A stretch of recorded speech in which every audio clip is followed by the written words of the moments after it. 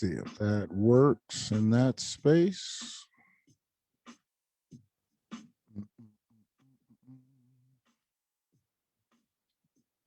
Yep. Let's see. All right. It's showing. I think we're there. Do, do, do, do, do, do. Let's see if Miss Brittany got the link.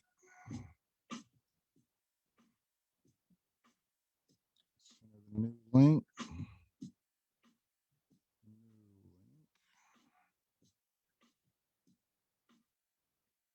Gotta love it when it's live. Gotta love it when it's live. So I try to tell people, everybody can't do this. Everybody does not have, if I say balls and I'm being sexist, but that's what it is. You know, you got to kind of make it through these challenges. You make it through these challenges. So doing pre-recorded shit is real easy. You can edit it all out and it can be happening whatever way, and then you make it look pretty at the end. But you know, this is not for the faint of heart. So just waiting for my special guest to come up. Oh, looks like she's here. Hold on one quick second. Just 1 second.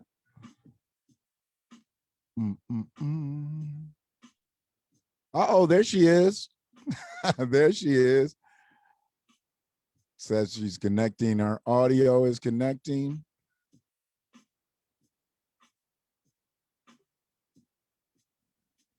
Miss Brittany, how you doing? Can you hear me? I think we've got gallery view. Yep. Can you hear me on your side?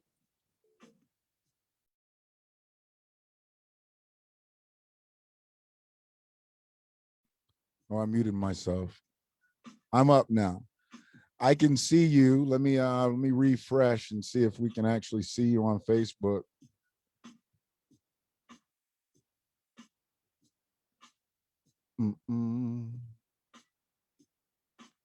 How you doing?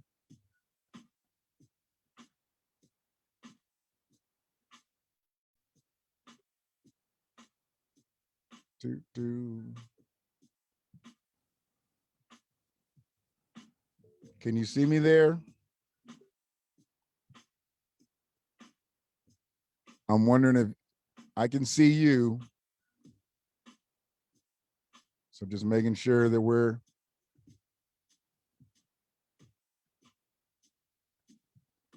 Let's see.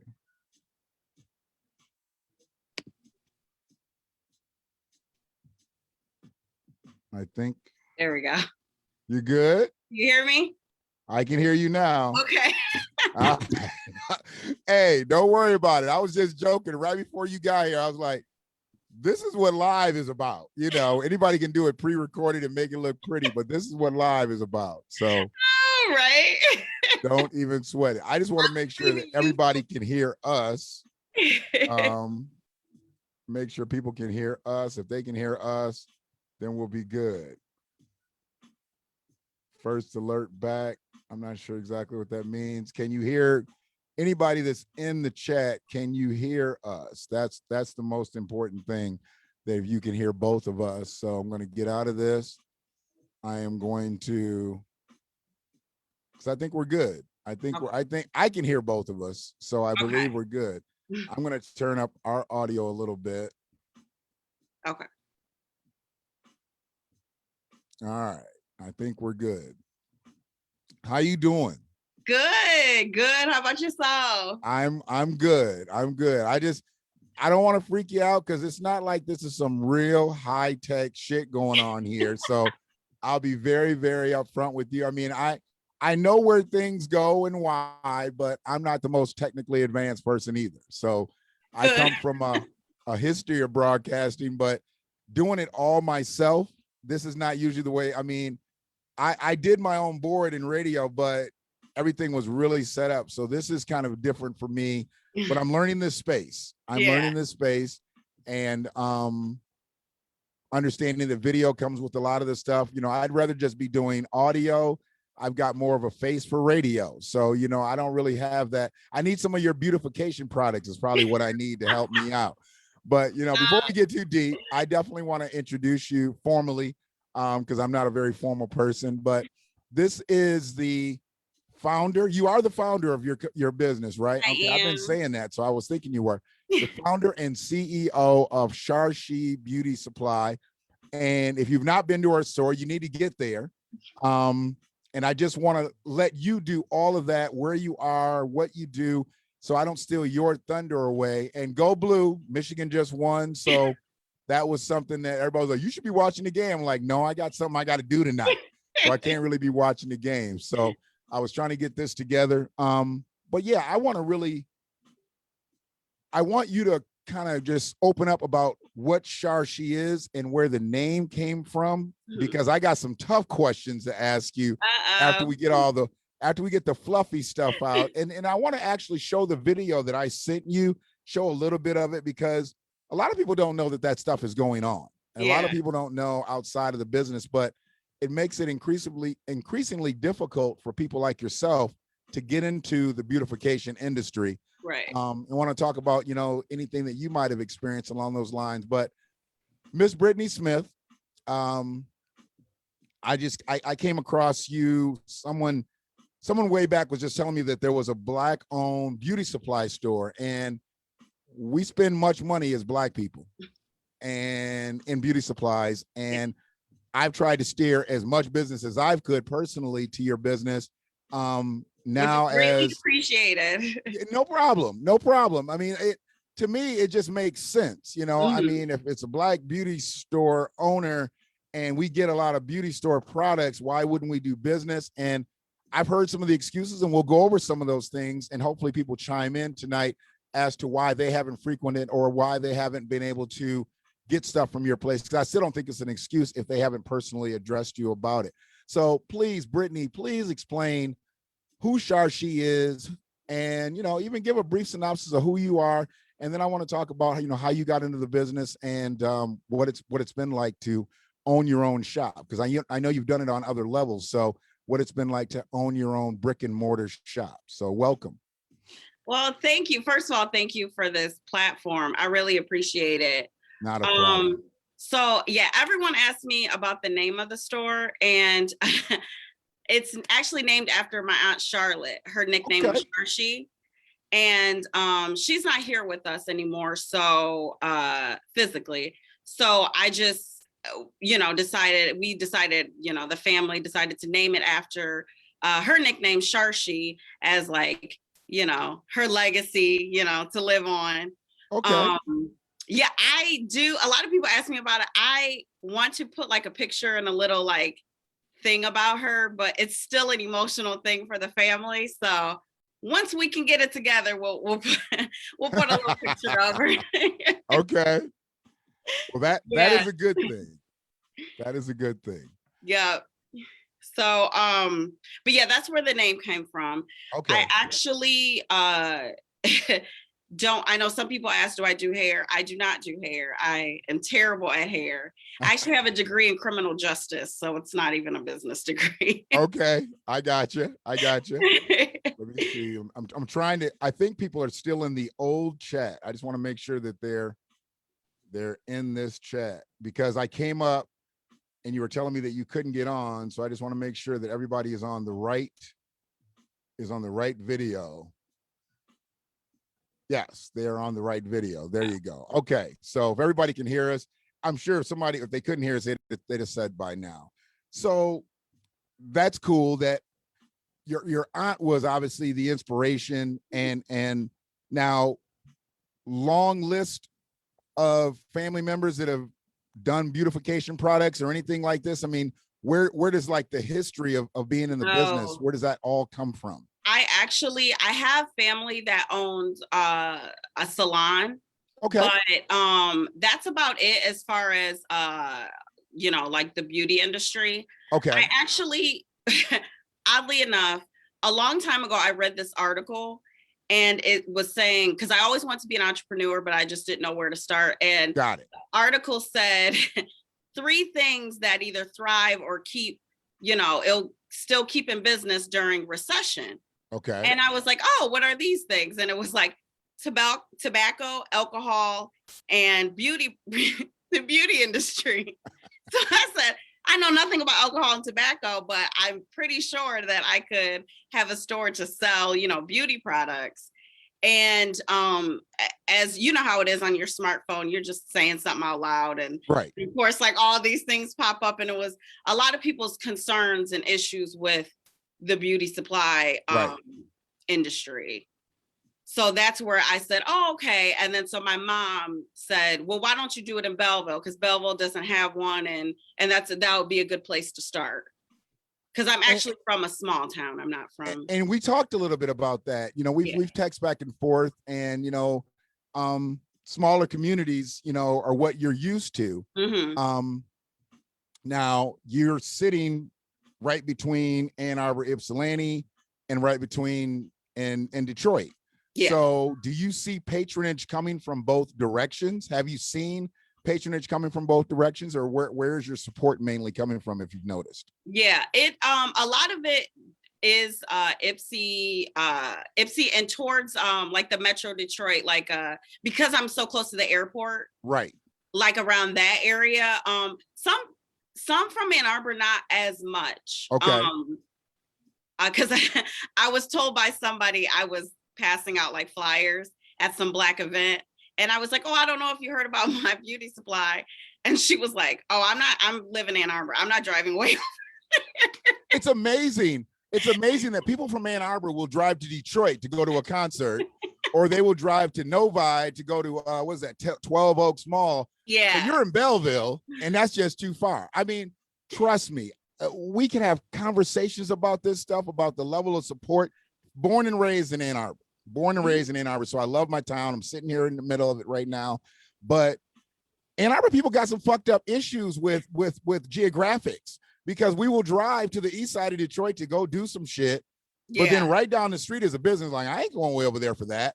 But it's something that you get every week or every month. I mean, Black women in their hair. I understand it. I know when you walk in, you want to have that, just like a wino and his liquor store. You better have what he needs. Yeah, yeah. So one of the things that I've heard is she didn't have what I needed when I went in there. And I'm like, well, did you suggest to her that maybe this is something that, you know, in masses, she should have on her shelf? No, I didn't say anything. Well, that's a problem. Because if you don't know everything to have for your particular customers, clients and whatnot, you're not going to have it. And you're going to lose them. And then you'll lose them to the bigger stores that, frankly, I think people drive just about the same amount of distance to go see. So that's strange to me. And it's unfortunate that we don't give ourselves the opportunity that we give other people, you know, because we'll tell them, like, you know, how come you don't have this, you know, or ask them, how come you don't have this? You should get this. But we won't say anything to our own. And I think that's to our detriment, you know. We'd rather complain about what you didn't have versus suggest, you know, what you should get. So that's a big problem. And some people do that, say, you know, I use this, or I normally get this, and if I can get it, then it's 100% no, it's no problem. Okay.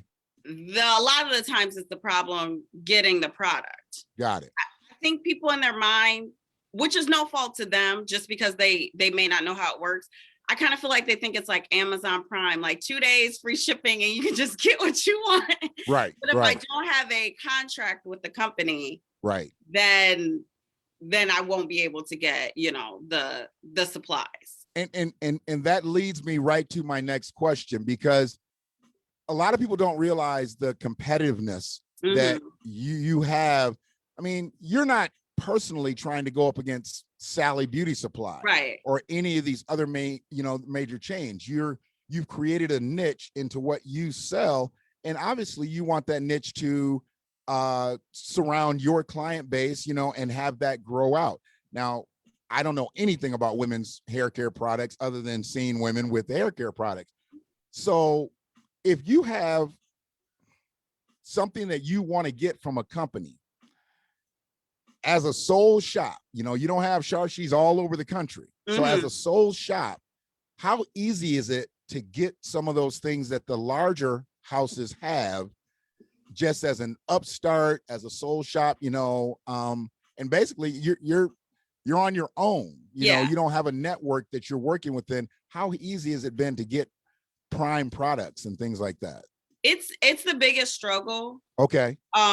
Because a lot of these companies, you know, there's not a lot of what can I say about this? Well, there's a process in it. You have to fill out like applications and do credit checks and things.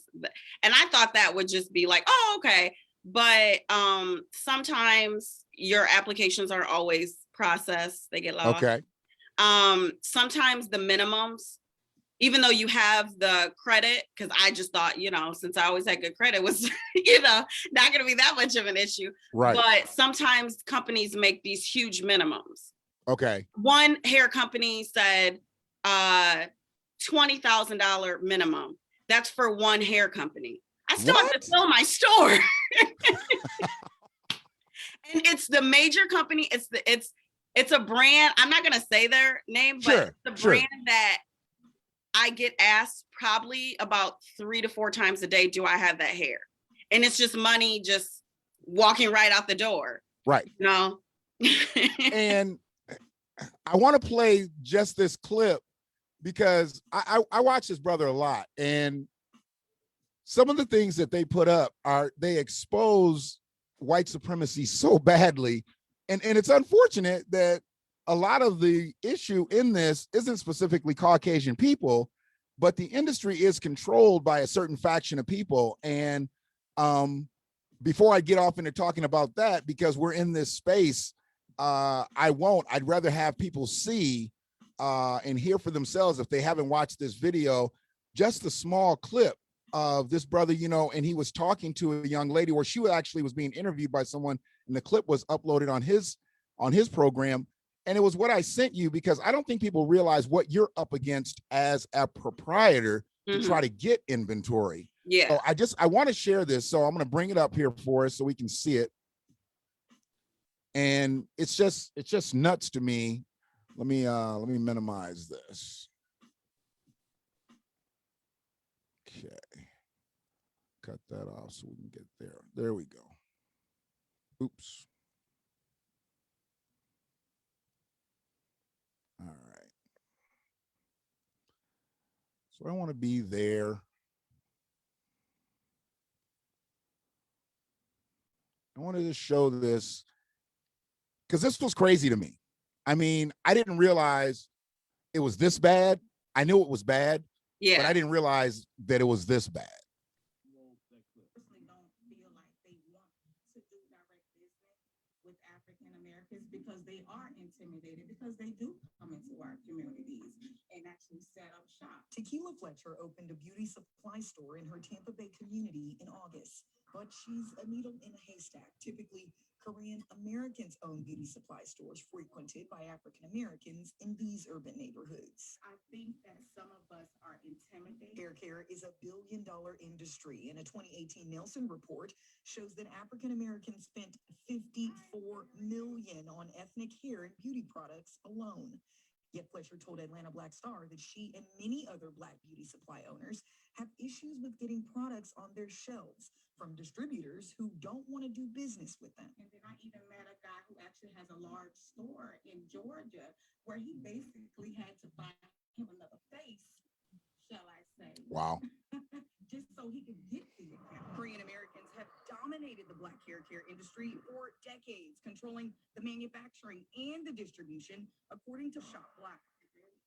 Because a lot of them, you know, either they wasn't responding or they just refused just to give you the accounts altogether.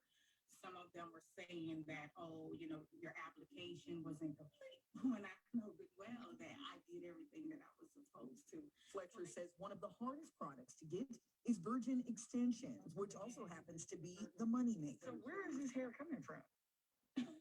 China.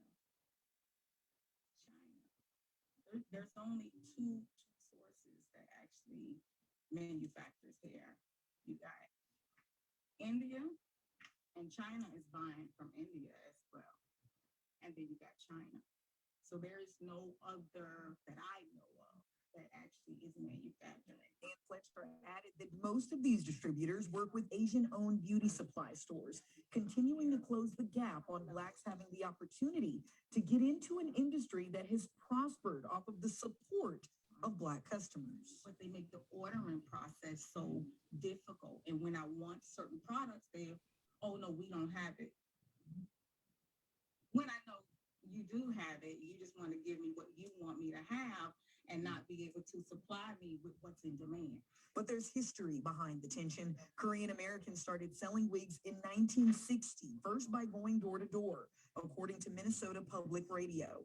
Soon they moved into storefronts, but Blacks that frequented these shops felt unwelcomed, often reporting incidents of harassment. NPR News points to an incident in North Carolina that involved reports of an Asian store owner on camera choking a customer who was accused of stealing. All right, that's where it kind of gets me Yeah. going a whole nother direction. Yeah. So I watch a lot of this stuff, obviously, from what I do. So I see the good, bad, and the ugly. I just hadn't realized that they cornered the market. And when I say, Asian territories, they corner the market. I know she said that India, but part of India is dealing with Asia too. There's a connection. But mainly they're freezing people out where they need to actually sell their merchandise, so how would you expect to be welcomed into these communities, into these territories, knowing that there's other people like that young lady in Atlanta and yourself who are trying to gain access, and you're just trying to buy products to facilitate your store? Why is that such a crime? Why is that so threatening to them that you would just want to run a business? I never really understood that. And because if you're that good, we're going to compete. If you're in that territory and I'm in this territory, what do people always say? Oh, I'm not going to drive that far. So you control your side of town, I'll control my side of town, and we go. But they want to freeze you out to the point where you can't. She talked about the application process. I get into politics a lot, that's the same thing with people dealing with, DHS and DSS and welfare and things like that. The application processes sometimes are so confusing to people that it causes them to lose out on opportunities and resources and things like that. It's the same thing with you. If you spend all your time trying to gain access just by filling out paperwork, how are you going to sell to your customers? How are you going to do business? I mean, it almost hamstrings you from the beginning. And she also said that she had to get someone, we obviously know what she was talking about. She had to get a white representative to go at these companies to at least get in. Yeah. This is 2021. So we still having to put white people in front. It's like in the 50s and 60s when they put white people on their album covers to sell Black music. It's the same thing, and it's like, your mama, your aunt would kill you if you came home with a Char-She logo and blonde hair. And, it's like, but mama, I want to sell on that side of town, mama. They kill you because it means something for you, not only to be a business owner, but a Black business owner, a Black woman business owner. And I'm tired. I don't really get into the whole first and all this and all that. I'll call out Black girl magic when I see some Black girl magic, but I'm not saluting first in 2021 because it shouldn't be the first. I mean, we go back into the day, and I've learned so much after watching Madam C.J. Walker's story, which I saw. It was a lot of flaws, but her history. And there was the other lady that,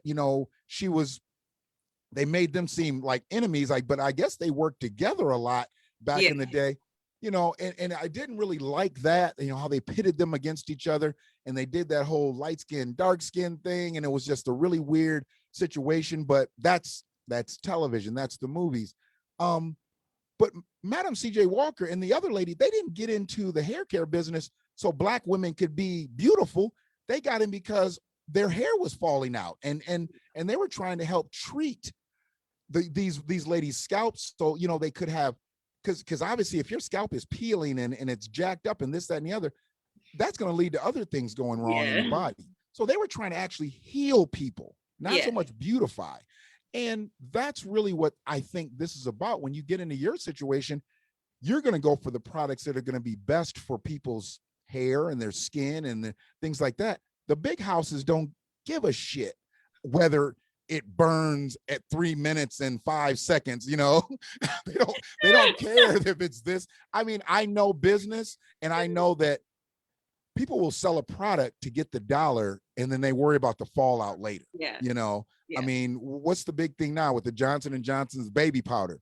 How many billions of people have baby powder put on them? Now we find out it's bad for you. You know, it's just like, really? Yeah. You know, and it's just, and Johnson & Johnson knew that. And now you wonder why people don't want to take your vaccine shot? Like, you messed up with baby powder.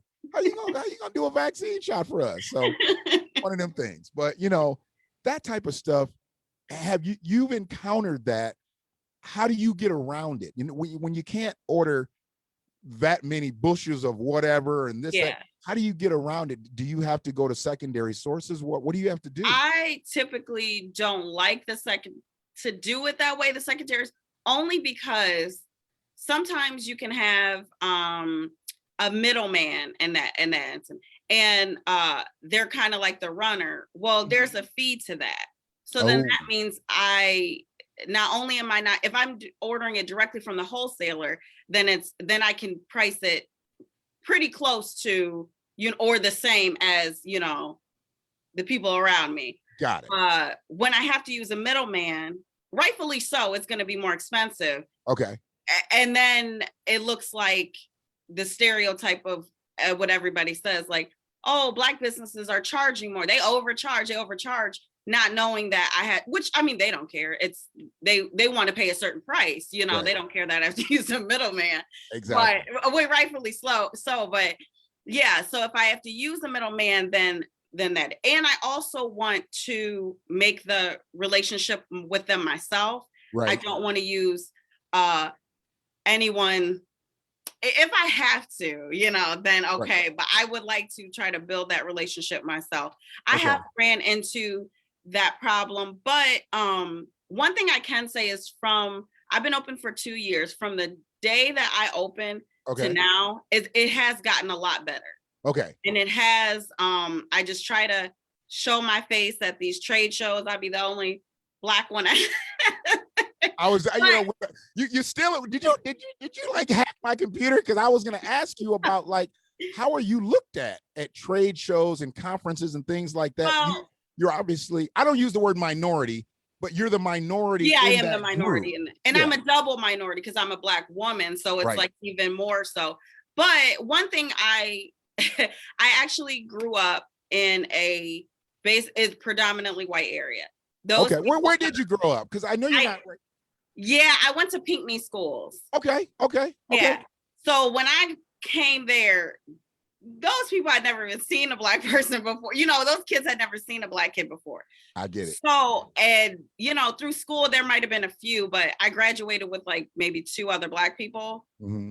So I'm used to, it's kind of funny. I feel like I was like, oh, maybe God was preparing me that. Cause when I was a little kid, I used to come home like, dang, they're staring at me like I'm in an aquarium. Right. You know, but now you were an aquarium full of sharks, and you didn't know that, but I get it. I used to come home and I just used to be so annoyed, but I have to say it prepared me, because now when I go to you know, if I go to a trade show and I'm the only one, I am used to being stared at and this. So I embrace it, take it all in, take a look at it, you know. I'm here.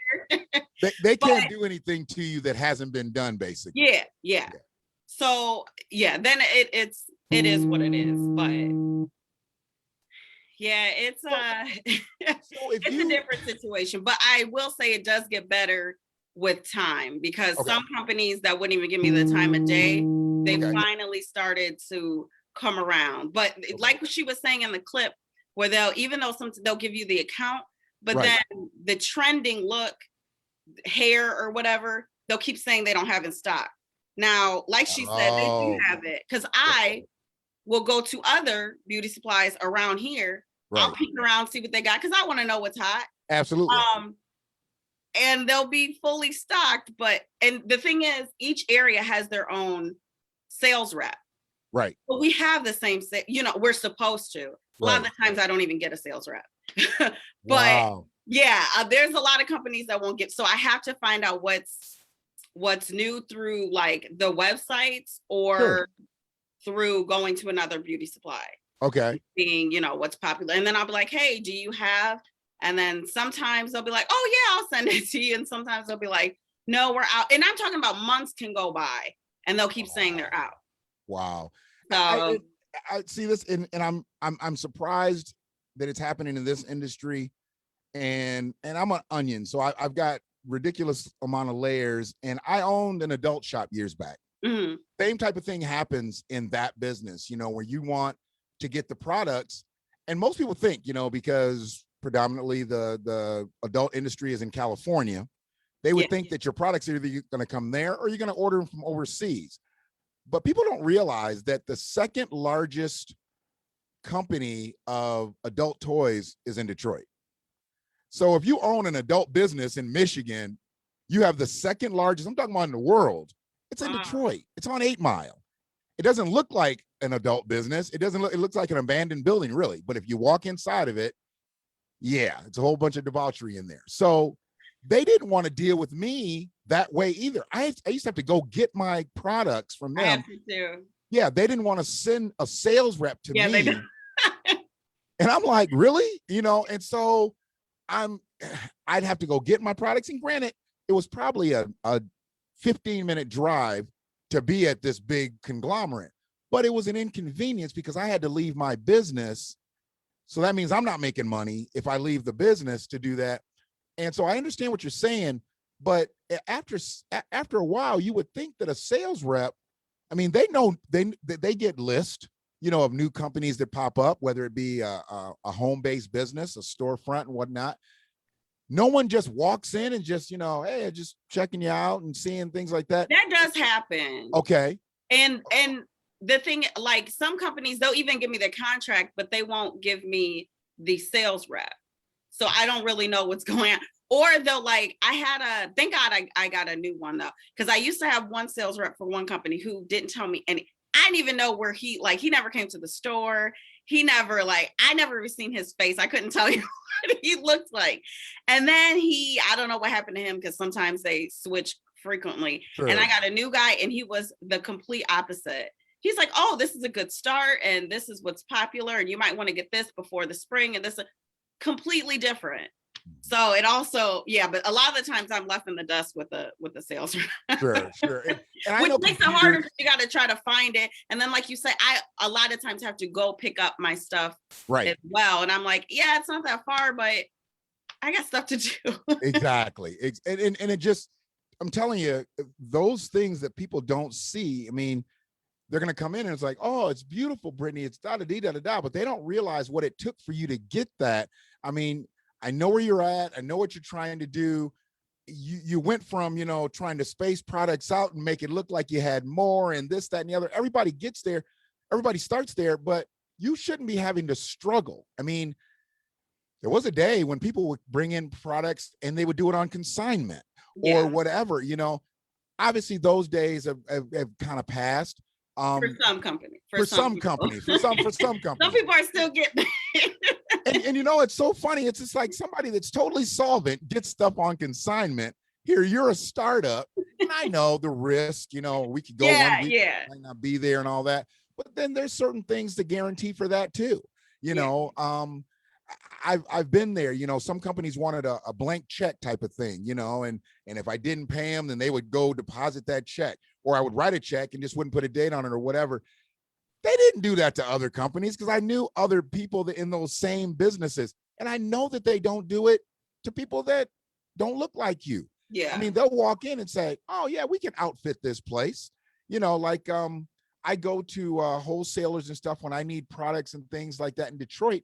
And I walk in and it's mostly Middle Eastern men, like filling up like liquor stores and party stores and things like that. Even like beauty products and stuff like that. When they're filling their stores up, they can walk up with their scanner and walk out. Yeah. I got to walk up and pay. I know, me too. Yeah, $25,000 worth of stuff. Okay. And some companies, it'll be like, some companies will, when they get used to me, then they'll say, okay, you know, you're good for it.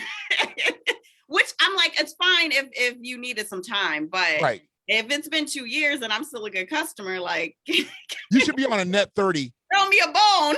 Yeah, you should be on a net 30 with everybody at this Yeah. point. And if you're not, I mean, obviously working towards that, but truly a credit system, because that's how you grow. And Mhm. here's the thing, bring the stuff. If it doesn't sell, it's on the shelf, then take it back. Yeah. You're not selling it if it's in the warehouse. You're Yeah. not selling it if it's on your shelf. At least give me the opportunity to move it. They obviously didn't take it, because I know these companies will take stuff and just have stuff in excess. And I have a hard time going to some of the beauty supply stores when I've gone to them, because I had 2 daughters, and stuff be laying in the aisle where you'd probably be like, give me all that inventory. I mean, they'd have boxes and boxes and boxes of stuff, so much where they couldn't even put it on the shelves. Yeah. But I'm sure that they got that stuff on the arm versus having to pay cash for it. Whereas you're like, Yeah. I'm like, can I get some of that? I get it. Being from Pinckney, I'm going to ask you if you know somebody in a minute, because I know somebody from Pinckney that taught there for years. Being from Pinckney, you could have easily went another direction with beauty supply, with beautification products and things like that. Have you found a niche with, more like natural products for women that look like yourself? Are you developing that type of thing? What are your aspirations as far as maybe a Char-She line? I mean, what does the future hold really for, Char-She? Because you've got to, it's up from here. I mean, you got 2 years in now, you're locked in. I have not thought about a line. Okay. We do carry we do have quite a bit of like natural products that are from Black owned women. Nice. Companies. The thing is about, I was actually talking to another beauty supply owner in another state, a Black one. And we were talking about some of the popular companies that we weren't able to get in.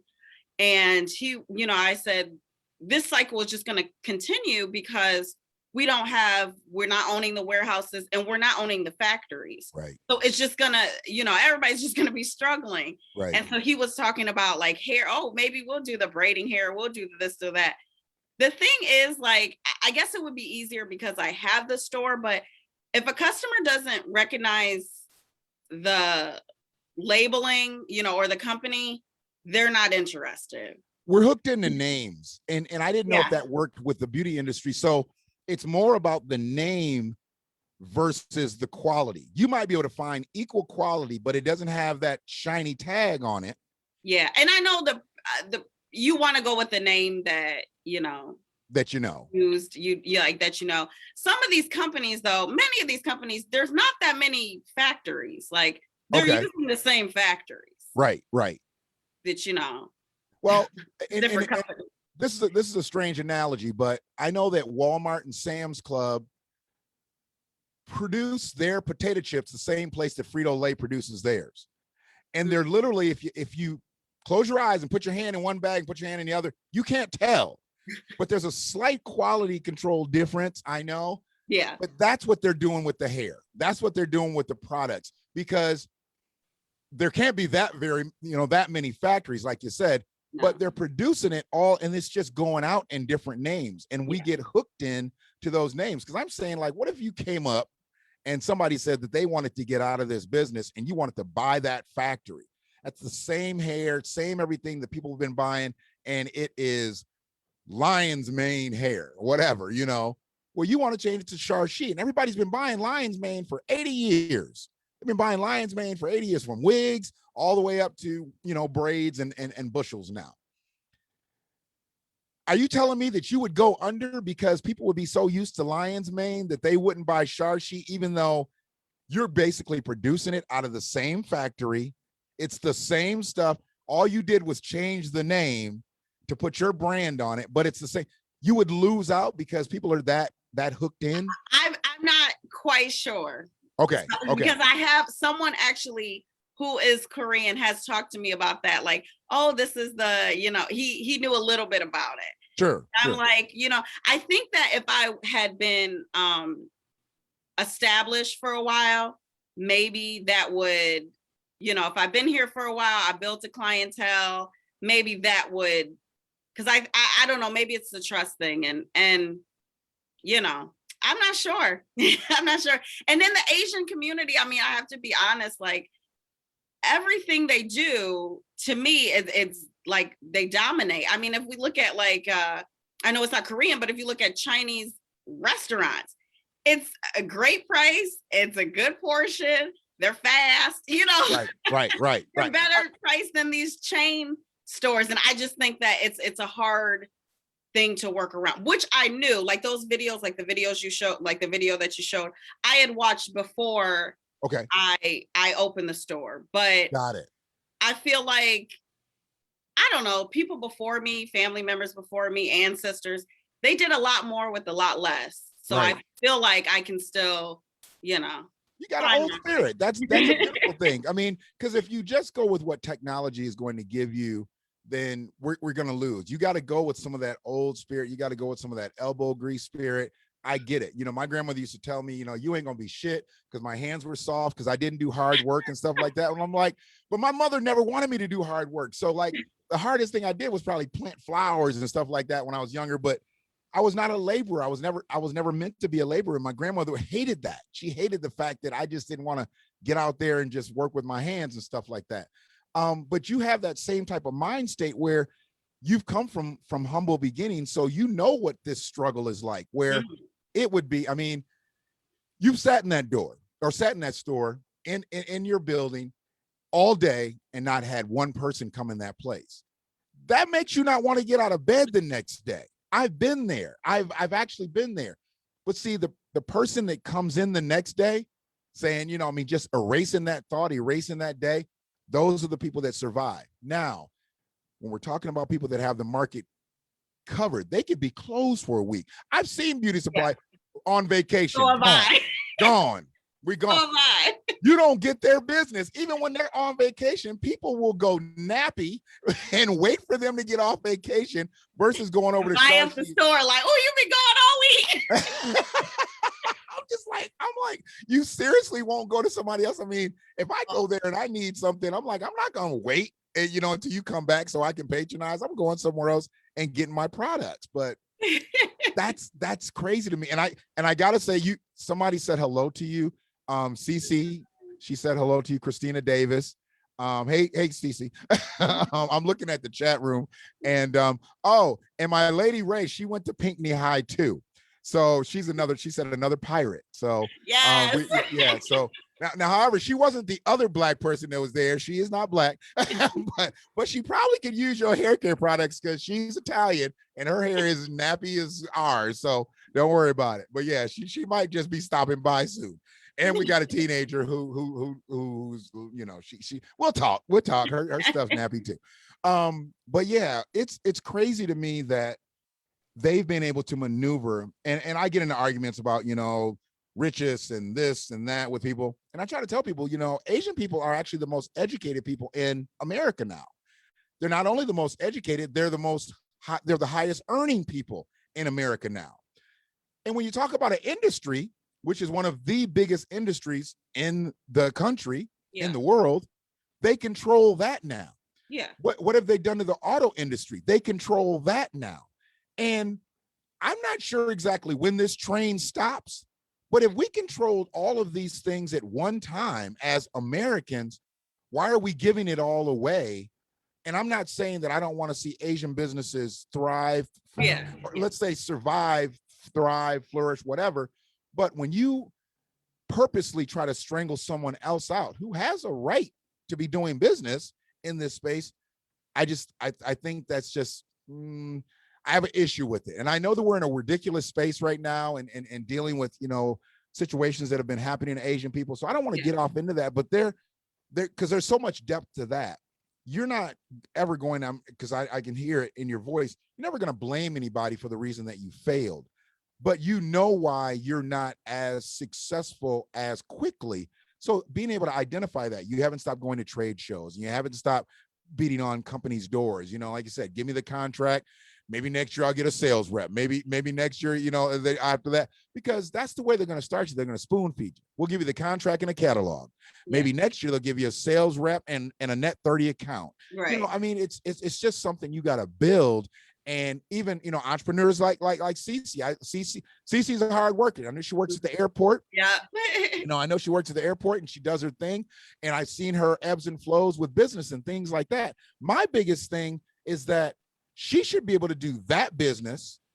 She should be able to work for the airport, but do that business, because that business could be facilitated by all her coworkers that work at the airport, and they could be helping her out. See, but if you got to try to grind and get products, it makes things so difficult. You're already out there doing your work, you know, but to do that secondary business, I think everybody needs to have a plan B. You know, I just got into the Bitcoin space. I never thought that I would do it. I used to make fun of it. But it's the most emerging industry out. It's going to replace gold. Yeah. You know, I mean, our dollar is shit already. And I've seen people make money in this space. And if I get in, I generally get in. So I jumped in with someone, not only because he was already making money in it, but I see this is where we're going. I see less and less places just wanting to take cash in general. They take your card, but after a while, it's just going to be a QR code. You know, you're just going to put your QR code up to them. They're going to scan that. And what account do you want this to come off of? And it'll be a Bitcoin account. So, you know, I want people to start thinking about plan Bs, because the money you have in your bank, the money you have in your pillowcase, the money you have wherever, it's not going to be worth anything. You got to make that money do something. So you being as young as you are and doing this, that's a great thing, because a lot of people are kind of letting these years pass by, you know, coming from the space that you came in Pinckney and things like that. How many years did you actually live in Pinckney? Oh, I first moved out there when I was like in first grade. Oh, shoot. So 5-6 years old. Okay, got it. Yeah. All Okay. through school, all through college. Yeah. It wasn't I mean, like I 9 went through to college 12. You lived in Pinckney. Okay. I Yeah. get it. Okay. Yeah, worked out there, everything. Yeah. Okay. So you've dealt with it. You've dealt with it on those ends. So there's really not a lot more you can do. I'm getting a text message now. Okay, got it. There's not a lot more that you can do for well-rounding yourself. You know, I've been through that part. So I think in the future, you know, and we'll talk about these things offset, but I think in the future, it's going to be basically just keeping that relentlessness up. Making the networks. You talked to the other black owner. You said you were talking to another. Is there a way that you can form some type of commission to where you guys could all buy in bulk that way? Maybe does that work that way? We talked about this. In this area, there's not really a lot of black-owned beauty supplies. Oh, I know. So, yeah. Sometimes different areas, sure, it's a different demand. So sometimes we don't all have the same, like I need this kind of hair, and then you need okay. I didn't realize until I was like looking at different stores, that different stores, depending on the area, have different things. But even that, like we have tried to do something like that. Okay. Sometimes it works out, sometimes not so much. But I feel like if I'm general products. I'm sorry. What about general products? Oh, just like regular, like shampoos and everything like that. Yeah, like stuff like that. Could you buy that stuff more in bulk? I mean, would it help your buying power? That hasn't been an issue, except for sometimes the only thing with that is sometimes so other beauty supplies obviously use the shampoos, do the shampoos and everything, but these same warehouses, they also distribute to CVS, Target, Dollar General. So sometimes it's just my order is in, but they come before me. Okay. Because they're so sometimes that is an issue, but that chemical end is not as bad as the hair is getting it in.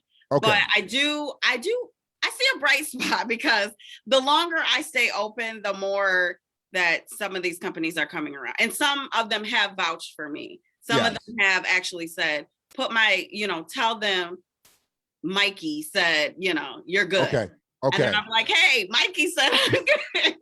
And you got to remember, because that means so much. That means so much. That's really what's getting yeah, that's really the name of the game, is just, you know, somebody giving you that nod and you're like, oh, okay, he said I'm good. It's not what you know, it's who you know. Yeah. And it's unfortunate sometimes because you can be the most talented individual out there, but still just not get that push and your drive and determination, your youth and all that going for you. And you just can't get that push. So sometimes we need that Mikey. We need that person that can just put us over the edge. And, Yeah. and you never turn those people away. Now, as far as, okay, so on the chemical end, you know, you don't have the issue. So it is more for the probably more profitable things that Yeah, you're because having. there's not really a markup on supplies. Exactly. And also too, the Black owned companies of the like natural supplies, that's you can deal with them directly a lot of the times. You can just call them up and then that they're not an issue.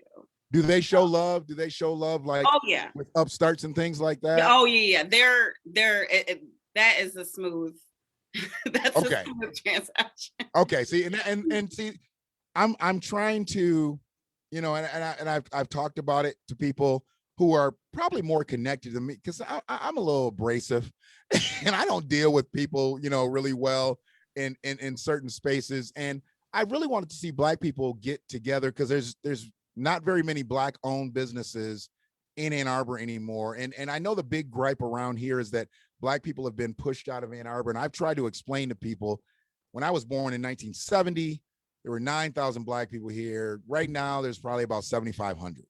It's not so much that that's big of a difference, but what happened is because a lot of Black people a lot of Black kids still go to school in Ann Arbor, but they live in Ipsy, you know, and they live in other territories. I mean, as far out as Belleville. I mean, hell, I know kids that live in Inkster, they go to Ann Arbor public schools, you know, for obvious reasons. Now, doing business, it's a little bit different, you know. I mean, where you are, you've got to be able to captivate that audience there and then be able to branch out. You know, when I talked about the line, that's more of a branding thing. I know that it probably wouldn't be because people are going to, I just know this name, but they're going to look at Revlon before they look at Char-She. I get it. Yeah. Okay.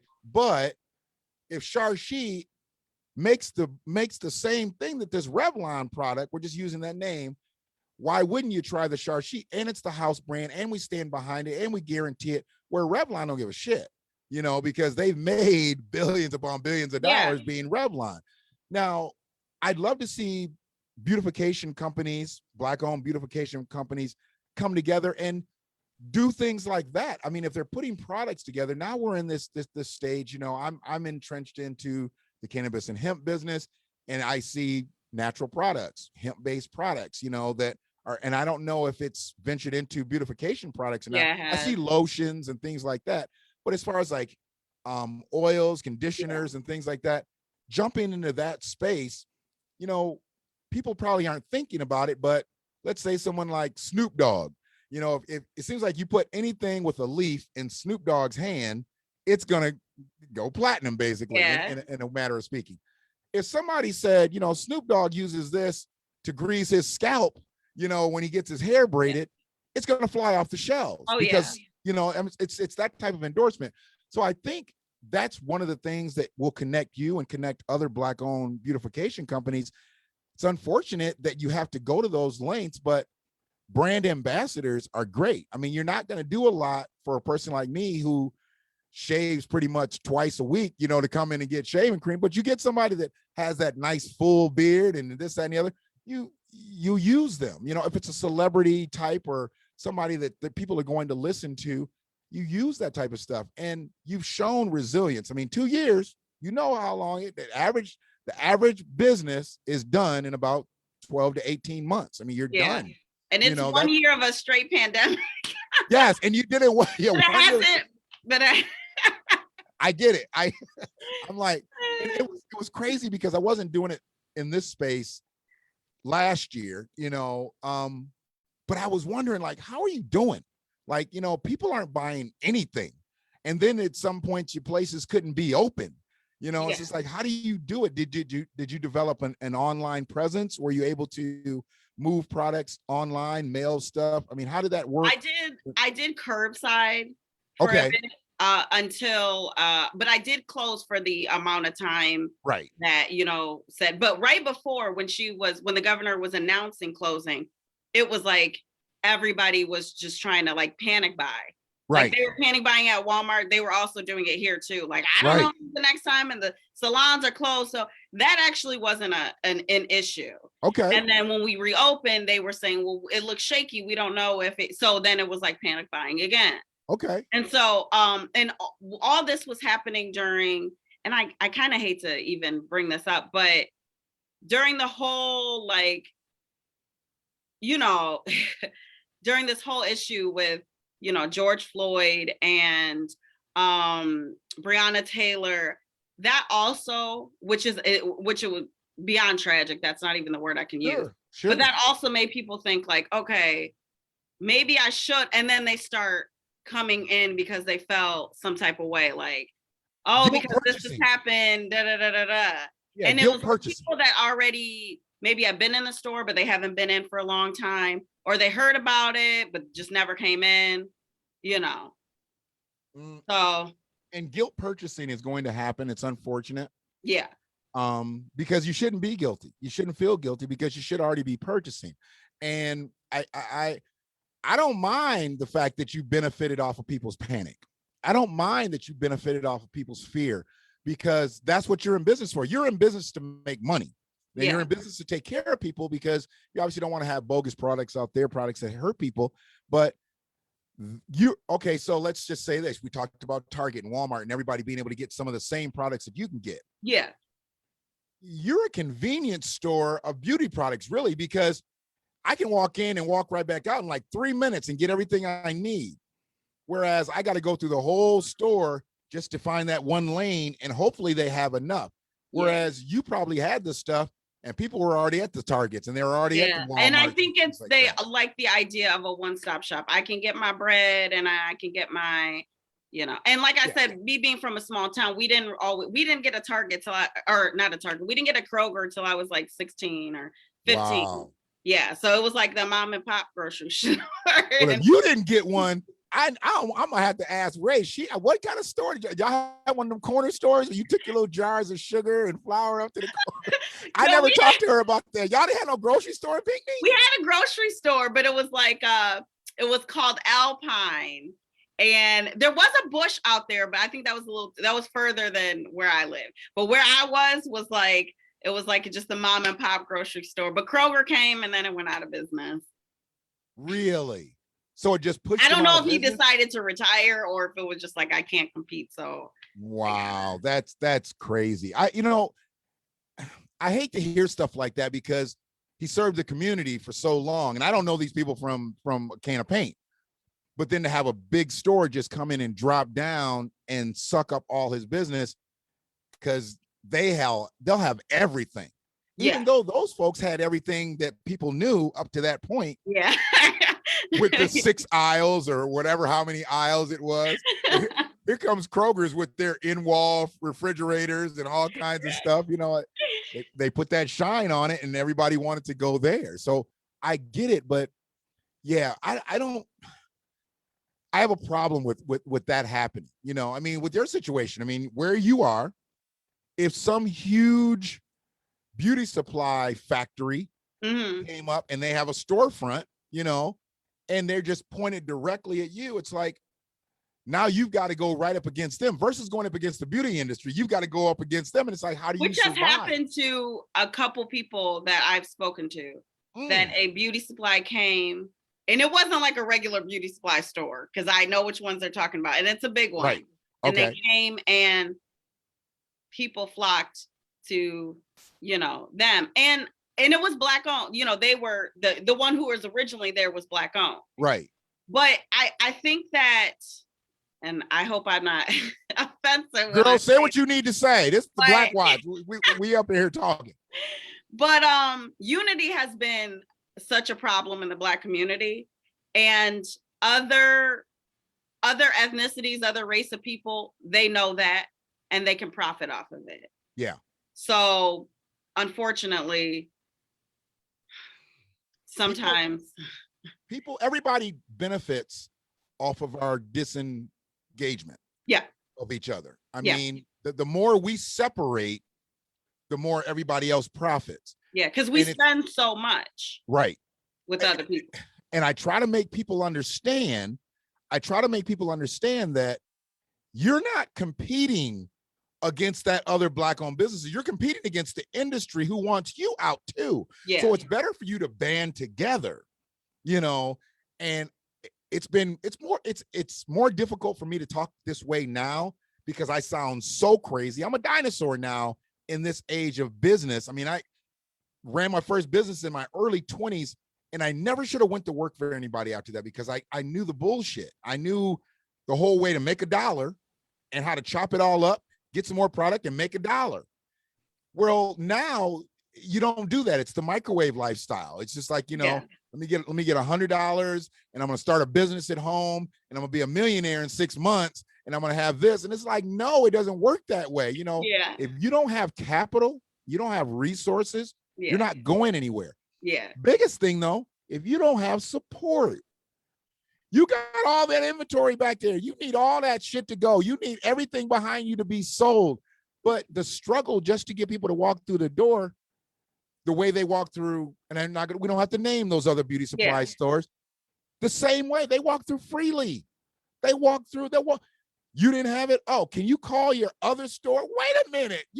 You're gonna call another big chain if they don't have it? How come you're not gonna call the Black-owned store? And that's what I trip about. I'm just like, so you waited for them to call another big chain? I mean, I'm not gonna do that. I'm not gonna, you know, I just don't do that, you know. So I want you to just stay where you are, just stay in that mental space, because we hurt ourselves by not supporting each other. We hurt ourselves. And like I said, the guilt purchasing, the guilt purchasing is one thing. The panic purchasing is another thing, but your support will come just by longevity, because the thing about the big stores is, as we're seeing, I shut the video off right there with the man having the young lady in a headlock. And at the end of that, they found out that she hadn't stolen anything. I find it really difficult. I don't know exactly what your most expensive wig is or bushel of hair or whatever, but I find it very difficult to see somebody getting put, and he was doing this over fake nails, to put somebody in a headlock over some beautification products. I mean, to literally put yourself in, because you don't know if she got a gun or a knife or something like that, but you take her down over some products that cost you pennies on a dollar, I'm sure, because your markup isn't as much as Brittany's markup. So you buy stuff in, you know, pallets where Brittany has to go get her stuff and she can get as much as she can get in her car. He had that young lady in a headlock. We've seen other people getting brutalized, getting accused. If that's not enough to make you not go to those stores, I don't know what is. Because you ain't gonna disrespect me and take my dollars. I got a motto. I think some people, and of course, obviously, we know it's not all of them, all places, but I think some people also think like, well, it wasn't me that they did it to. I don't even know. Absolutely. You know, and I'm the type of person that I see, if I come in and I even get like, they're not very friendly or they don't speak, or any store I'm talking about. Right. Absolutely. I'm just like, I worked hard. I'm not going to spend my money, you know, and I can be disciplined where I'm like, I'm not going for whatever reason. Yeah. Some people, they just, they're not going to go out their way to find that other store, or they need this product. They like this type of hair. And okay, he did that to her, but you know, I need this hair. And I have a name for those people. Those people are called lazy fucking individuals. So it's just one of those things. I'm like, you're gonna give your money to somebody. You're gonna give your money to somebody who's gonna disrespect you. For one, if I walk up to your counter and you don't speak to me, oh, I'm gonna speak to you. I'm gonna make you talk to me. And I have a problem with that. I have a problem with me giving you my money that's helping you make your living wage. I have a problem with that. And you take pride in that type of stuff. So I know your customers are probably treated really well. My problem is, what happens when you go buy the products to go sell to someone and they don't treat you well? You're kind of hamstrung, because either you do business with them or you don't do business with them. You find somebody else. You shouldn't have to go through that at all. And I know you've had to deal with that. You're dealing with less than friendly individuals, and they can hide behind them keyboards and they can hide behind the phone because they know you're never going to see them. Yeah. They're operator 1, 2, 3. You're never going to see them ever. You know, they don't even give you a sales rep, so they really don't even have to send anybody out. So I just see you. I see you making it based on the fact that you came through really one of the toughest times that this country's seen in 100 years. You know, and you made it. It was very easy for you to be like, you know what, bam, bam, I'm out of here. You know, you could just folded it up, but you made it. And I don't see you just giving up for any frivolous reason. I do want you to just continue to develop relationships. Don't give up on our people. I know I sound like I have. I'm very antagonistic, because I have in a way given up on a lot of folks. I'm just like, look, man, you a clown out here, you know, giving your money to people. But there have been a lot of people. There's a lot of supportive people, and there's a lot of people that will, even though like some people are like, oh, I'm not driving from Ann Arbor, but there are some people, even today, people are like, oh, I live in Canton, but you know, this is my spot, right? Or I'll, you know, go and that keeps, you know, that keeps you going, right? When you see people that are consistent, that you're like, oh, okay, you know. And it's a certain income level, you know, and I'm not throwing any particular set of people under the bus, because I mean, I know you have beauty supply products for all people, but when you think about it, if you're on a lower income scale, and I understand your products, some of your products may have to be a little bit pricier than the bigger chains because of your buying power. But if you're on a lower income scale, wouldn't you want to do business with someone who is going to, because it matters to me if you treat me right and you're respectable and things like that. I may pay a little bit more. Hell, I may even leave a tip. I don't know. I just tend to do business better with somebody I know that respects my dollar. Canton is actually, you know, its Black population continues to grow. People continue to move out of the city areas. They move into Canton. You know, we don't have a lot, obviously, you know, but we've got the 2 sports teams that have Black families. I've noticed that a lot of the athletes, they've moved to Canton and moved to Farmington more so than staying in Bloomfield in those northern territories, because history showed it didn't really matter if you were a millionaire or not. They didn't like it. They still called you nigga up north in Troy and Auburn Hills and Pontiac. So a lot of those people are moving to more culturally diverse places. The evolution of the world and relationships, you know, you're starting to see more interracial relationships. Yeah. So if it is a Black man with a white woman or a Black woman with a white man, you're gonna have a Black child. So the hair's gonna be kinky. You still need Black hair care products. Yeah. You're not going to always be able to find stuff at your Rite Aid, your CVS's, your Walmarts. You do need places like you. Yeah. Because that's a different type of hair. Yeah. You know, that's a different type of texture, and everybody's not catering to that. It's just like, you know, you go into Target and Walmart, Stay Soft Pro, curl activator, this, that, and it's like, wait a minute, how come I can't just get something that's going to be nice for my scalp and this, that, and the other and healthy and make my hair grow? You're going to get that at places like you. You're not going to get, and you're not even going to get it at some of the bigger shops because they're not a specialty joint. They're just, they throw everything on the shelf, you know? Yeah. It's like, oh, we're out of this. It's like, oh, we'll make 2 more rows of that other then, you know? They're not concerned about what they're out of. They're not concerned about what they sold out of, what obviously is a good product because they sold out of it. No, they want to keep the shelves filled up. Yeah. And that's what they mostly think about. So you're in a good way there. But let me ask you this. Do you know someone named Tom Wilson? Does that name sound familiar from Pinckney? Tom Wilson? He was a teacher there for years. He was actually my football coach. I forgot what he taught. I think he taught math. I thought he taught math. He wasn't just a gym teacher. He was halfway smart. He was a Marine, really short guy, had one eye. I'm trying to give you a whole picture of him. Short white man with one eye, real deep voice, gravelly voice. You know him if you taught high school? He was at Pinckney High. He was at Pinckney High. I got to find out exactly what he taught, but his name was Tom Wilson. I believe he still lives out there. Yearbook. Yeah, his name is Tom Wilson, but he was my football coach back in the day, and he was, you know, great man, you know, great heart. And when I hear people from Pinckney, just reminds me of him. So, you know, taught me a lot. he also taught me that I didn't want to go in the military because he always talked that Marine stuff. And I was like, you know, my dad had told me, he's like, man, don't ever go in the military. And he was a military police. He was like, don't ever go in the military. And then my football coach being, I was like, yeah, I'll stay out of the military because I didn't like getting up early in the morning. So that was my biggest problem back then. But no, I just see better things for you if you just continue to just let the negative stuff roll off your back. Yeah. People not purchasing is not a negative thing. That's it's ignorance, you know, for not purchasing from a place like yours and going to these other stores, because those other stores, one of the things that happens with them too, they can acquire so much business to where that store is not big enough. So now they move to a bigger territory, Yeah. which is really strange. How I don't know why these places are always in strip malls. I don't know why they just don't buy their own buildings, but they're usually all in strip malls. But when they move, then now what do?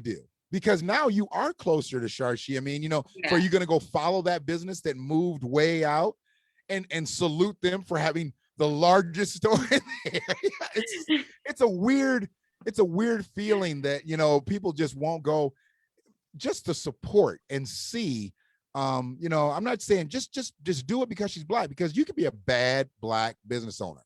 I don't do business with bad Black business owners. I mean, if you can't serve me well, I'm definitely not sending people to you, you know, but you just deserve it. And I'll make sure that I continue to put it out here. You know, I mean, I don't have a huge platform, but people, and I know people that are in the beautification industry, like people like CC. I mean, I think that you need to be working with these people, you know, that have products, that develop products. I mean, because we're in this space, and it doesn't necessarily have to be a cannabis, you should call it, you know, homegrown, home something, and have people know these are products that are made, people that this could be your next door neighbor that could be making these products, and they're guaranteed type products. I've seen some ridiculous stuff during the pandemic, and I laud anybody that's creating during this time, because it's very difficult, it's very depressing, but I've seen more business people pop up out of the pandemic than I saw 2 years prior to. So you know, now, and I know it's a space we're in, and I don't know how much longer we're going to be doing it. Have you had to get into like selling masks and different things like that? Do you sell? Oh, yeah. Okay, so you sell product now. You sell hand sanitizer. Okay. I was going to say, yeah. So you got to sell the stuff that's, you know, that's already popping. You know. Oh yeah. You know, yeah. So and I get it. I mean, but getting those types of things and keeping those things, who knows how long this is going to go on, or we might just be in a hand sanitizer and mask time for, you know, for a lot of people that are going to be uncomfortable. Now, do you do special things? Do you bedazzle them up, or is it just like? Yeah, they have. I don't make them myself, but it's the warehouse that sends them. But yeah, they're different. Different colors, different. Some have rhinestones on them. Some, you know.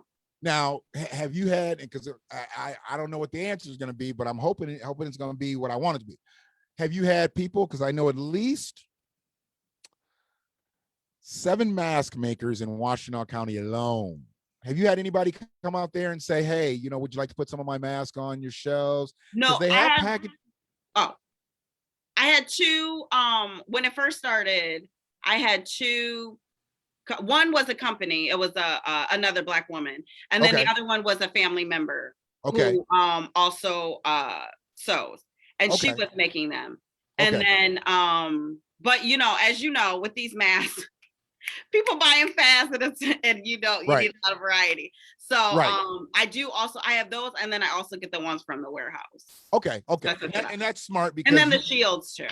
Exactly. You can get all of that stuff on demand. I was just hoping that, because I suggested this, I suggested it on one of my videos, and I suggested it also in a post, that everybody that was making masks, they should probably like get together, because if you're making 20 a week and you're making 50 a week and you're making 70 a week, why don't you all get together and you know exactly how many you get? Because you're not selling all these masks. That's the thing. You're making them, and you're making them on your part-time from your full-time job. Yeah. So when you're a little light with production, as long as everybody's quality and all that stuff is on the same line, then you also develop that buying power when you're buying fabric from different companies.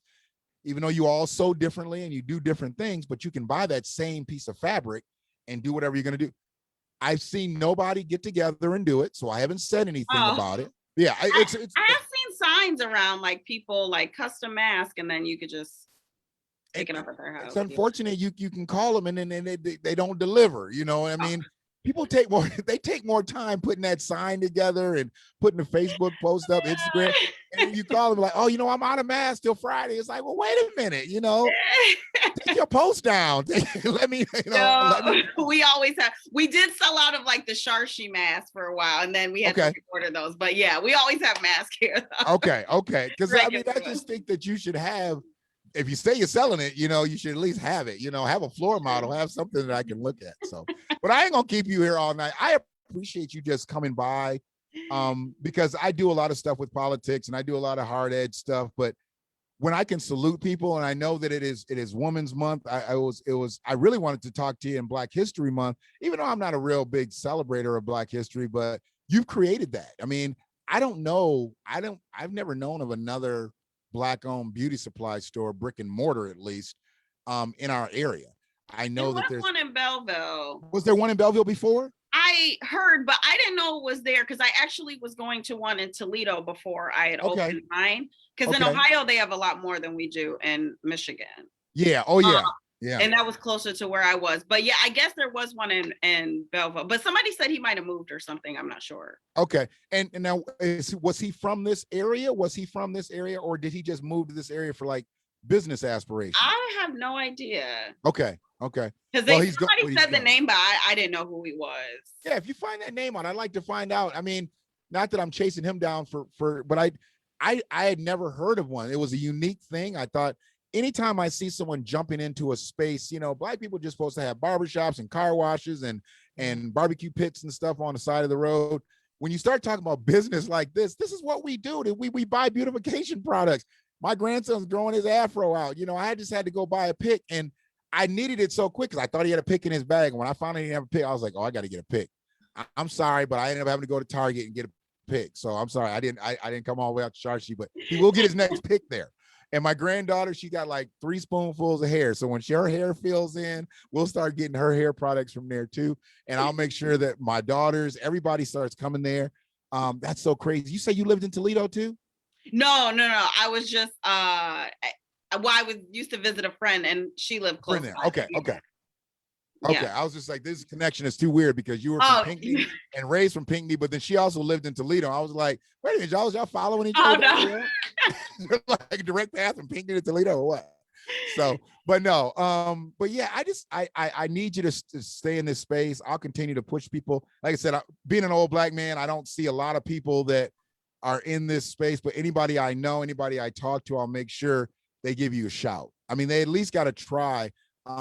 I don't know if you have the old style suggestion box or what, if they just talk to you face to face, if you're that, people got to tell you, if you don't have what they need. This is the biggest problem with us. We don't talk to each other, but we'll go somewhere else and give all types of people suggestions of how to make their store better, but we won't talk to ourselves. That's a problem. And I think that's what we need, you know, and you're a communicator. You did this tonight and you are fine. Technically, you got here. Okay. I've had some bad issues personally, people that I've had on. Hey, you got here just fine. So I'll let you know your technology skills are just fine with me. Yes. But you know, I want to make you, and because I know you're going through the logo change, so I didn't have the logo to be able to put up tonight. When you get that done, I want that because you are my official sponsor tonight. I was going to get into talking about Bitcoin and stuff like that. If the interview was boring, I was going to talk about some other stuff and ask you some questions, but we kept it going good. So I was good with that. But yeah, I definitely want to, I want to prop you up any way that I can. I want to send as many people directly, indirectly to you as I can. And if I find somebody in the space that you're in, you know, I'll definitely send them for business wise. I do business with people, you know, in Detroit, and I know they know people. I don't know a lot of people. I know someone actually. Oh, where's my stuff at? Oh, I know somebody who makes bracelets and stuff like this. Mm-hmm. So the crazy thing is, she's going through the same thing you're going through because now everybody and their mama want to make these bracelets, whether it's the real stones or not. And see, I get the real stones, yeah, but I'm getting them from somebody who's doing them in her living room versus one of these stores that's done marked it up 10 times. Yeah. She needs to see you. She needs to be able to come. She's got them arms and she can put the bracelets on there and just come give them to you on consignment. You know, I give you 20 bracelets. I'll come back in 3 weeks. If 3 are gone, you pay me for 3 and I keep it moving and I replace. She does business like that all the time with people in Detroit. Mhm. She don't know about you out here. So I've got to connect with her because I just broke one of my bracelets. So I got to connect with her this week. I'll make sure she gives you a call. Yeah, okay. And she's got some reach. She does have some reach. She's got some celebrity actually in her family. So, you know, we can get some people maybe wearing a Char-She t-shirt. I know her nephew's an actor. He acted in a movie and he actually got killed. I think in the last movie I saw him in. I don't want him to be wearing your shirt when he gets killed. But Yeah, we want to get you. we want him to get, you know, because he wears a lot of people's stuff in these movies, and it's cool to see, like, oh, what is that? And then you look it up while you're watching the movie, and it's like yeah. Char-She Beauty Supply. But Yeah. yeah, I don't want him to be wearing your shirt if he gonna get shot in one of them roles he be in. But yeah, you know, I do everything that I can to just try to up Black business because Yeah. it's not to down Black business, but we already there in that space. We shop there every day. I mean, what was the store Alpine? The store they succumbed to Kroger. I mean, you know what I'm saying? And it's like you had to go to Kroger no matter what because Alpine was gone. You could go in there and with your Alpine dollars, and they didn't stretch, I'm sure, nearly as far, you know, with Kroger's, but it is what it is. So, but yeah, you will be good. You will be good. Yeah. This is a strange space that we're in right now, and I just heard some about spiking again here. So hopefully we're not in for another shutdown.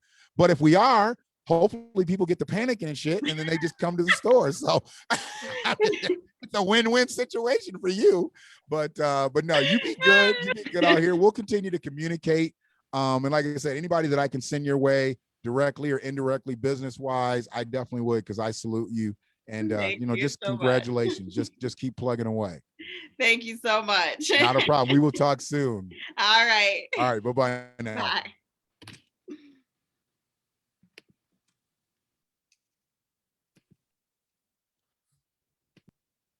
There we go.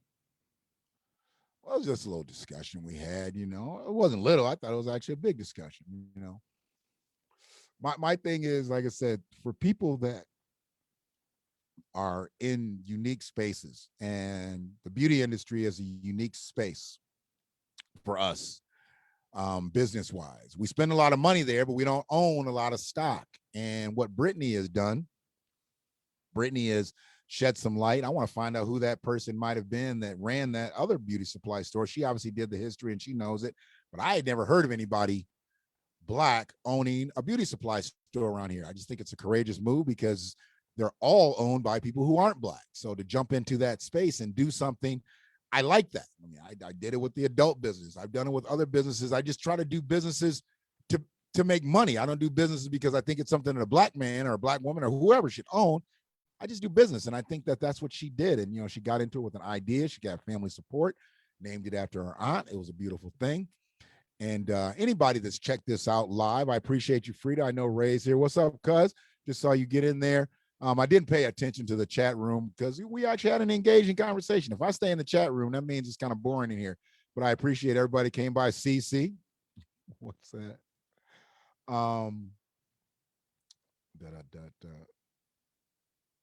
Shut up! It wasn't Little. Sorry, Ray.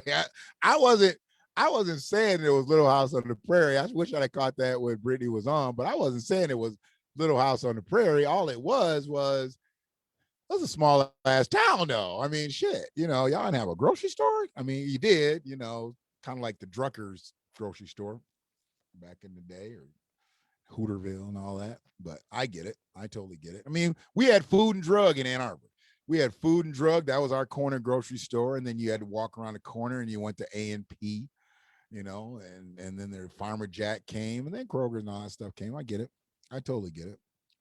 But yeah, no, I think that was a good conversation. For me, I personally, you know, I need those breaks from, you know, all the political mess, all the racism and white supremacy. Even though we did get into some white supremacy, hell, we got into some Asian supremacy. We got into all types of things that you just wouldn't think would happen with somebody that's just trying to run a business. I mean, all she's trying to do is do business, and she gets to decline and denied and deflected for just trying. That's some weird shit to me. So, you know, I try to stay in pocket, you know, and hopefully I did with her. She probably thinks I'm crazy because we've been mostly texting. We didn't have a phone conversation. Yeah, we've been texting and emailing. So to talk to me, she now knows. I told her I was an angry old Black dude.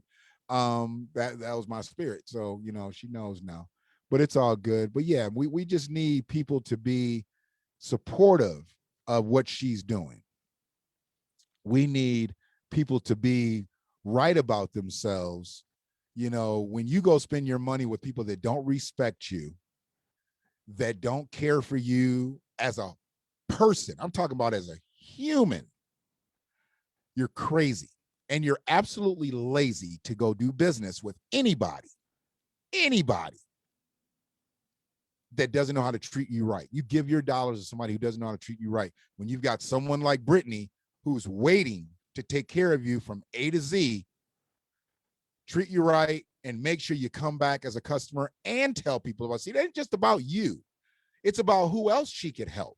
And that's what she's in this business to do. She's in this business to help people. I'm sure she's definitely in it to make money, but she's in this business to help people. So, you know, people got to get over themselves and understand where things really are, because we in some strange times right now. I mean, they're making people feel like, you know, around here, like, you know, they can't talk to each other, can't look at each other. You know, I just did a video about how it ain't us out here attacking Asian people. And had some good data. I had some pretty good data, Professor Black Truth's about data. I appreciated it, because the crazy thing with him was that I know every single thing was true. No fabrications. We don't have to blow shit up. And although I know that there's been a few incidences, isolated incidences, and you go back and you look at the history of those incidences, those are people that had mental health problems. You ain't seen too many straight up Black folks that are good to go fucking with Asian people. These people are generally in some type of mental health space, and that's it. And I'm not talking about being sex addicts like the serial killer that just said he's a sex addict and that's why he checked him out. Sorry, that doesn't work. Because why you get in your car and go drive and go find some more massage parlors when it was just Massage Parlor Row? Why didn't you just go riddle? I don't want nobody to die, but why didn't he just go riddle up all those massage parlors? He got in a car and went and drove specifically to another massage parlor. So that's nuts to me that they're even thinking about selling this. Oh, this isn't a hate crime. This guy was having a bad day and he was a sex addict and he just needed to put some people out of their misery because they were in his sexually addicted mental state. I don't know, whatever. I can't even put the words together on that shit. But I appreciate anybody that's going to check this joint out, because it is the Black Watch and I'm a Black man and I watch shit. I'm going to watch Brittany grow, because I think she's going to grow. I think she has what it takes. Anybody that made it through the pandemic and is still swimming, I think they're good. I think they're good. If you sunk during the pandemic, you weren't a failure. That was just some hard shit to get through. But if you got through it and you made it to the other side, even though we might be in for maybe a little bit of a lockdown or shutdown or something here coming up, if the stats are what they are, if you can survive in this, you can survive in anything, because Black people have survived all these years. And if we can survive in America, we can survive in a pandemic. Appreciate y'all. Talk to you soon. I just don't, I don't even know what to say. I mean, some of the stuff that we didn't get deep into that video. That video is so crazy. I mean, it just talks about the assaulting of Black people, you know, not just people trying to be in the business, but people that patronize businesses. It gets really weird, you know, and so I'll put that link actually out there too, so y'all can see that.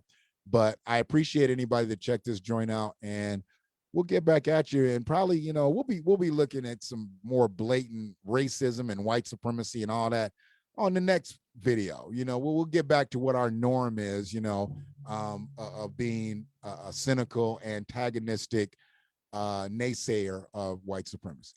But I appreciate y'all. One love.